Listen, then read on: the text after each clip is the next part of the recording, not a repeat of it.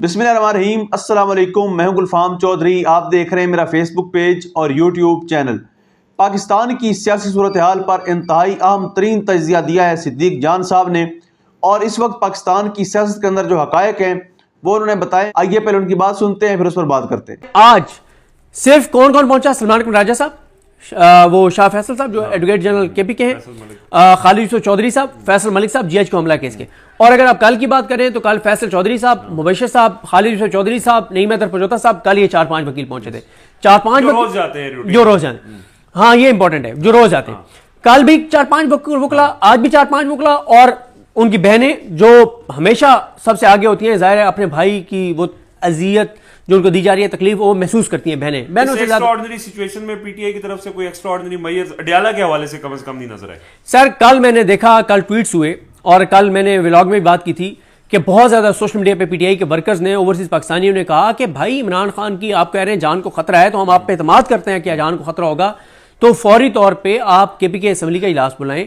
ये social media पे मुतालबा आता रहा। हाँ, सही। दूसरा, लोगों ने कहा कि आप जो है वो कल अगर मुलाकात नहीं करवाई जाती सबकी, तो परसों आप केपीके की काबीना, सीएम केपीके, तमाम एमएनएस, तमाम एमपीएस, तमाम सेनेटर्स आप धरना दें अडयाला के बाद। ये उनका मुतालबा उनके कारकुन ओवरसीज पाकिस्तानी का सामने आता रहा। और आज मेन लीडरशिप में से एक बंदा भी नहीं। सलमान अकबर राजा साहब गए, ठीक है, वो, लेकिन वो वकील भी हैं, वो वही बात है कि वो रूटीन में भी जाते हैं। रूटीन से हट के, रूटीन में जाने वालों से हट के एक बंदा पीटीआई का नहीं गया वहां, ठीक है। तो ये एस्टेब्लिशमेंट का क्रेडिट नहीं तो क्या है कि उन्होंने पीटीआई को इतना जबरदस्त मैनेज किया हुआ है कि एक तरफ इमरान खान की जिंदगी की बातें हो रही हैं कि उनकी जान को खतरा उनकी फैमिली कह रही है, और दूसरी तरफ उनकी पार्टी गिदड़ भपकियां भी दिखा रही है, एनफ इज एनफ। और उनमें से वो जो कल प्रेस कॉन्फ्रेंस करने वाले थे, उनमें चले ठीक है, गौर साहब लाहौर गए हुए, वो एक उसमें, लेकिन मुझे बताएं कितने एमएनएस, कितने सेनेटर्स, कितने एमपीएस, कितने टिकट होल्डर्स। और सर एक बात ध्यान में रखें, इस वक्त जो माहौल है ना, एक भी एमएनए, एक भी एमपीए, एक भी सेनेटर को आप नहीं गिरफ्तार कर सकते। आप गिरफ्तार करेंगे, इंटरनेशनल रोला पड़ेगा। ओवरसीज पाकिस्तानी एक्टिव हैं, ह्यूमन राइट्स ऑर्गेनाइजेशंस एक्टिव हैं, जीएसपी प्लस स्टेटस रिव्यू हो रहा है, आईएमएफ रिव्यू हो रहा है, इतना ज्यादा प्रेशर है। तो ये एस्टैब्लिशमेंट का क्रेडिट है कि उन्होंने पीटीआई को इतना जबरदस्त मैनेज किया हुआ है कि इमरान खान की जिंदगी की भी बात आए तो कोई एमएनए, कोई एमपीए, कोई सेनेटर अडयाला के बाहर नहीं जाता, दस से मस नहीं होता। अच्छा, एक तरफ उन्होंने एक अरसे से पीटीआई को मैनेज किया हुआ है, अब जब अपोजिशन इत्तेहाद की बात आई है तो वहां पे भी एक्टिव हो चुकी है एस्टेब्लिशमेंट उनको भी मैनेज करने के लिए।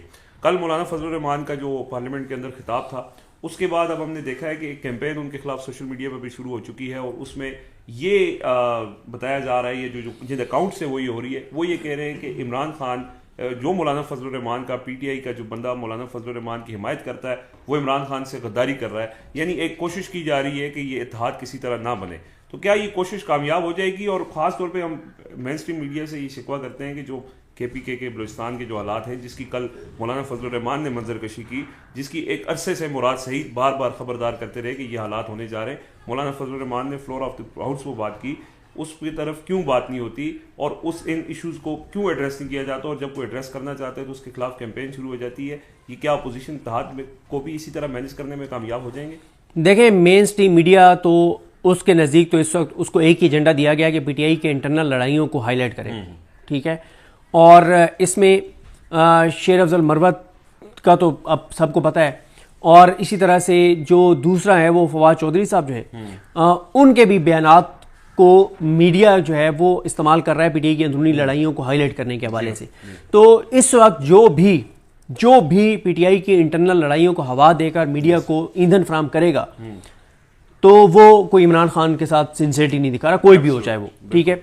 ये टाइम अंदरूनी लड़ाइयों का नहीं है। मतलब शेर अफजल मरवत को तो आप काउंट ना करें, क्योंकि वो तो बिल्कुल ही उनको तो वो तो यहाँ तक कह गए हैं कि नवाज शरीफ को सजा गलत हुई थी, और कल से नून लीग पूरा नैरेटिव उसके ऊपर बिल्ड कर रहे हैं, वो हमारी पार्टी, और ठीक कह रहे हैं फैसल वाडा।